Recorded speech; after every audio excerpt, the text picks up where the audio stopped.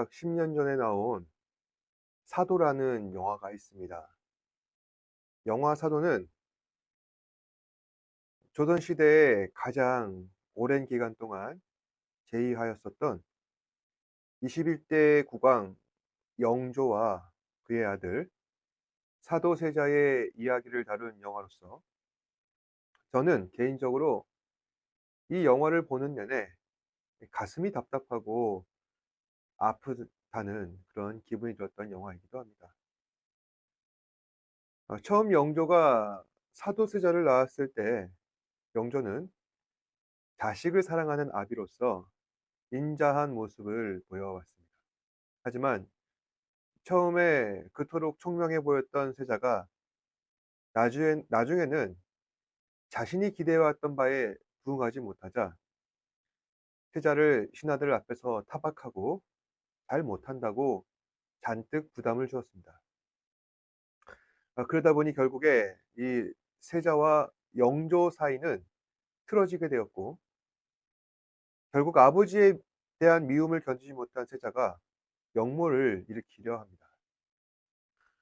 하지만 사도세자의 아들 훗날 정조가 되는 그 세손과 영조의 대화 속에서 사도세자는 유일하게 자신의 마음을 이해하는 사람이 아들 정조였다는 것을 깨닫게 되고, 결국 자신의 마음을 돌이켜 칼을 거두고 돌아가게 됩니다.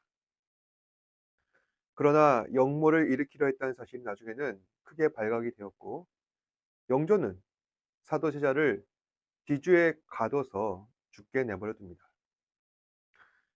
제가 이 영화를 보는 내내 가슴이 답답하고 아팠던 부분은 바로 서로를 이해하지 못하는 아비와 자식의 마음이었습니다. 그 부분을 아주 잘 드러내고 있는 장면이 영화 마지막에 나오고 있는데요. 아버지 영조는 사도세자에게 "너는 세자로서 총명함과 근엄함을 지켜서 훌륭한 왕이 되는 것을 기대해 왔었던 반면에, 사도세자는 아버지로부터 따뜻한 말 한마디와 그 간절한 사랑을 원했던 것입니다." 그런데 이렇게 아버지가 아들을 죽일 수밖에 없는 상황에 놓여서야 비로소 서로를 향한 그 마음들이 어떠했는지 알게 되었고, 저는 그것을 보면서 가슴이 답답하고 아팠던 것입니다. 어쩌면 서로는 서로를 향해서 '내가 원하는 것은 무엇이었는가?' 이 영조와 사도세자는 끊임없이 얘기했었을 수도 있습니다. 결국에 이 영조와 사도세자는 서로의 얘기를 들어주려 하지 않았던 것입니다. 내가 원하는 것만 얘기하고 그것이 이루어지기만을 간절히 바라기에 남의 처지와 형편과 생각 따위는 들으려 하지도 않는 것입니다. 사실 그런 점에서 보자면은 우리 그리스도인들 또한 그러하죠.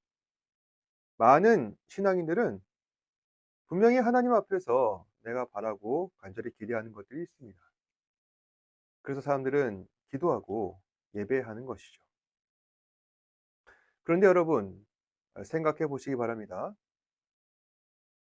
정말 우리는 하나님의 음성 앞에 제대로 귀를 기울이고 있는 것입니까? 하나님 앞에 정말 진지하게 기도하고 그 음성을 들으려 하는 것입니까? 사람들은 하나님께 내가 자꾸만 어떤 형편들을 얘기하고, 그리고 그 가운데에서 무언가를 구하려고만 하지, 하나님의 때에서는 하나님의 뜻에 대해서는 전혀 무관심하다는 것입니다. 들으려 하지도 않습니다.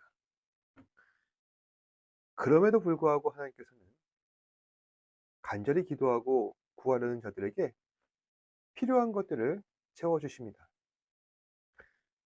하나님께서는 우리의 기도에 반드시 응답하시고, 그 응답의 역사로 인하여서 우리의 삶을 선하신 길로 이끌어 가십니다.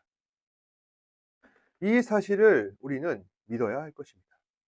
믿어야 하나님과의 관계가 온전해지는 것입니다. 기도를 들으시고 응답하시는 하나님을 우리가 신뢰하지 않는다면 우리는 언젠가 하나님을 떠나게 될 것입니다. 오늘 말씀은 하나님께서 모세를 부르셔서 모세를 이스라엘의 지도자로 세우시는 장면을 다루고 있습니다. 이전에 그 스토리를 간략하게 정리를 하자면은 하나님께서는 요셉을 통하여서 이스라엘 백성들을 애굽으로 인도하셨습니다. 이스라엘은 애굽에서 400년간 지내면서 큰 민족으로 성장하였습니다. 하지만 이스라엘의 큰 뒷배가 되었던 요셉도 죽게 되었고 400년이라는 긴 세월이 흐르자 요셉을 알지 못하는 왕이 애굽에 서게 됩니다. 그리고 그 왕이 이스라엘 백성들을 지켜본 결과 장차 이 민족은 애굽의 큰 위협이 될 것을 감지하였습니다. 그래서 이스라엘 백성들을 노예로 삼고 애굽의 온갖 공사에 강제로 투입시켰습니다. 또한 이스라엘의 피를 말려버리기 위해 십브라와 부하라고 하는 산파를 시켜서 이스라엘의 아기들을 몰래 죽이도록 하였습니다. 이와 같은 고난 속에도 하나님께서는 이스라엘 백성들을 보살피셔서 생육하게 하시고 번성하게 하시고 또한 그들의 생명이 보존토록 하셨습니다. 그리고 마침내 이스라엘 백성들을 구원하실 계획을 실행하였는데 그 계획은 레위 집안의 자녀들 중에 하나인 모세를 통하여서 이스라엘 백성들을 애굽으로부터 인도해내는 것입니다. 모세는 어머니 요게베의 지혜로 애굽 왕의 딸 공주의 손에 길러지게 됩니다. 궁중에서 엘리트 교육을 받았고 어느덧 성숙한 청년으로 성장하게 됩니다.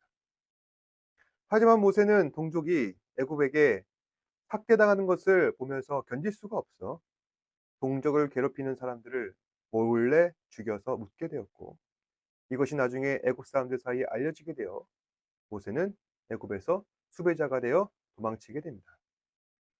그리고 모세는 미디안 광야에 헤매며 그렇게 살다가 미디안 광야의 제사장 이드로의 눈이 들어서 그의 딸과 혼인을 하게 되었고 40년간 광야 생활을 하게 됩니다. 이제 모세의 나이가 어느덧 80세, 모든 것을 내려놓고 은퇴할 나이가 되었던 것입니다. 그런데 놀랍게도 하나님께서는 오늘 모세에게 나타나십니다. 가시떨기 가운데 놀라운 신적 현현으로 나타나셔서 그에게 말씀하시는 것이죠. 출애굽기 3장 12절에 보시면 이렇게 기록되어 있습니다. 하나님이 이르시되 내가 반드시 너와 함께 있으리라. 내가 그 백성을 애굽에서 인도해 낸 후에 너희가 이 산에서 하나님을 섬기리니 이것이 내가 너를 보낸 증거라. 하나님께서 모세에게 하신 이 말씀은 단지 모세를 지도자로 세우신 것뿐만 아니라 지금까지 이스라엘 백성들이 애굽으로부터 당해왔던 고통, 그 아픔에 대한 응답이라 할 수 있는 것입니다. 하나님께서 이스라엘의 고통을 들으셨다라고 하는 이 구체적인 증거를 어디서 찾아볼 수 있는가? 출애굽기 2장 24절에서 25절 보시면 나와 있습니다. 하나님이 그들의 고통 소리를 들으시고 하나님이 아브라함과 이삭과 야곱에게 세운 그의 언약을 기억하사 하나님이 이스라엘 자손을 돌보셨고 하나님이 그들을 기억하시더라. 여러분, 하나님께서는 당신의 백성들이 당하는 고통에 대해 결코 외면하지 않으십니다. 반드시 그 고통을 들으시고 선하신 대로 갚아주십니다. 우리는 이 사실을 믿을 수밖에 없는 것입니다. 그래서 출애굽기 기자도 하나님이라고 하는 말을 4번이나 반복하여 강조하고 있습니다. 우리는 하나님께서 모든 것을 사하신 대로 갚으신다는 사실을 믿을 수밖에 없습니다. 왜 우리는 우리의 고통을 들으시는 하나님을 믿을 수밖에 없는 것일까요? 24절에도 이와 같이 기록되어 있습니다. 하나님께서는 아브라함과 이삭과 야곱에게 세우신 그의 언약을 기억하셨다. 그래서 이스라엘 자손을 돌보셨고 하나님께서 그들을 기억하신 것이다. 그럼 대체 하나님께서는 아브라함과 이삭과 야곱과 대체 어떠한 언약을 세우셨다는 말씀입니까? 먼저 하나님께서 아브라함과 맺은 언약입니다. 창세기 15장 13절 14절 보시면은 여호와께서 아브라함에게 이르시되 너는 반드시 알라. 내 자손이 이방에 서객이 되어 그들을 섬기겠고 그들은 400년 동안 내 자손을 괴롭히리니 그들이 섬기는 나라를 내가 징벌할 것이며 그 후에 내 자손이 큰 재물을 이끌고 나오리라. 하나님께서는 아브라함의 믿음을 보시고 그 믿음을 그의 의로 여기셨습니다. 그리고 나서 하신 언약이 바로 이 언약의 말씀이라는 것입니다. 이 언약의 말씀에 따르면 지금 모세가 살고 있는 이스라엘 상황이 너무나도 잘 드러나 있습니다. 언젠가 너의 자손이 이방에서 개게 된다. 이것은 곧 이스라엘 백성들이 애굽에서 노예 생활하게 될 것을 예언한 말씀이라는 것입니다. 그런데 하나님께서는 이스라엘을 괴롭히는 이 애굽을 내가 징벌할 것이며 내 자손이 큰 재물을 이끌고 나올 것이다. 하나님께서는 아브라함과 맺은 언약을 통하여 이스라엘의 구원은 반드시 이루어지게 될 것을 400년도 훨씬 넘는 그 이전에 이미 약속으로서 말씀하셨다는 것입니다. 다음에 창세기 46장 2절에서 3절 말씀입니다. 그 밤에 하나님이 이상 중에 이스라엘에게 나타나 이르시되 야곱아 야곱아 하시는지라. 야곱이 이르되 내가 여기 있나이다 하매 하나님이 이르시되 나는 하나님이라 내 아버지의 하나님이니 애굽으로 내려가기를 두려워하지 말라. 내가 거기서 너를 큰 민족을 이루게 하리라. 이 장면은 야곱이 하나님의 부르심을 듣고 응답하는 장면입니다. 당시 야곱은 아들 요셉을 잃고서 오랜 세월 동안 상심하였습니다. 다른 아들들은 전혀 믿음지가 않고 신뢰할 수가 없었습니다. 삶의 의욕도 없었던 그런 야곱이었는데 죽은 줄 알았던 요셉이 살아서 애굽의 국무총리가 되어 있다는 놀라운 소식을 듣게 된 것입니다. 야곱은 그것으로 충분하다. 이제 인생의 여한은 없다 하였는데 더 놀랍게도 아들 요셉이 그 아버지를 애굽으로 모셔오겠다는 것입니다. 야곱은 아무리 이 요셉의 제안이 반갑고 기뻤어도 하나님께서 머물라 명령하신 이 땅을 떠날 수 있는 그런 용기가 없었습니다. 그런데 어느 날 하나님께서 야곱에게 찾아와서 말씀하시길 너는 애굽으로 내려가는 것을 두려워하지 마라. 내가 너의 자손들을 애굽에서 번성케 하겠다라는 것입니다. 이 약속을 들은 야곱은 비로소 애굽으로 내려갈 마음이 생기게 됩니다. 하나님께서는 이와 같이 아브라함과 이삭과 야곱에게 하셨던 이 약속의 말씀들을 잊지 않으시고 이 약속을 지금 이스라엘 백성들이 고통받는 때에 응답하시겠다는 것입니다. 그리고 그 응답의 결과로 모세를 부르셔서 모세를 지도자로 세우시고 모세를 통하여서 애굽에서 이스라엘 백성들을 인도하시겠다는 말씀입니다. 그럼 주사위는 던져졌죠. 이제 하나님께서는 이스라엘 백성들을 반드시 구원하시고 그 언약에 따라 약속하신 땅으로 인도해 내실 것입니다. 그런데 문제는 하나님의 응답은 떨어졌는데 그 응답에 반응하는 사람의 태도입니다. 여러분, 오늘 그 응답 앞에 반응하는 사람은 누구일까요? 모세입니다. 모세는 하나님의 부르심에 응답하여 말씀 앞에 순종해야 하는 것입니다. 하지만 지금 주저하고 있습니다. 이유를 대고 있습니다. 나는 너무 늙었다. 말이 둔한 사람이다. 나보다 더 나은 사람들은 얼마든지 있다. 하나님께서도 이 모세가 너무 늙었고 말도 둔하며 모세보다 훨씬 뛰어난 사람들이 얼마든지 많다는 사실을 알고 계십니다. 그럼에도 불구하고 모세를 택하셨죠. 그러니 모세는 하나님의 부르심 앞에 순종해야 하는 것입니다. 왜 모세는 하나님의 부르심에 순종해야 할까요? 왜냐하면 우리의 순종은 우리의 고통을 해소하시는 하나님의 그 거룩하신 뜻을 성취하는 원동력이 되기 때문입니다. 여러분, 이 말을 오해하시면 안 됩니다. 우리가 무언가를 해야 하나님께서도 하신다. 무언가를 하지 않으면 아무것도 이루어지지 않는다. 그런 얘기가 아니죠. 하나님께서는 우리 모두가 하나님의 그 선하신 계획 앞에 동참하여 하나님의 거룩하시고 선하신 뜻이 무엇인지 함께 알기를 원하시는 것입니다. 결국 모든 일은 하나님께서 이루십니다. 우리는 하나님의 일하심 앞에 함께하며 하나님의 그 무한하신 능력과 사랑 앞에 경배해야 하는 것입니다. 그리고 우리가 하나님의 일하심에 함께하여 그 말씀 앞에 확신하며 따라갈 때 하나님께서는 그 가운데 계획하시고 이루시는 모든 일들을 선하신 대로 이끌어 가십니다. 하나님께서는 지으시고 선택하신 그 피조물들을 통하여 하나님의 일을 이루시는 것입니다.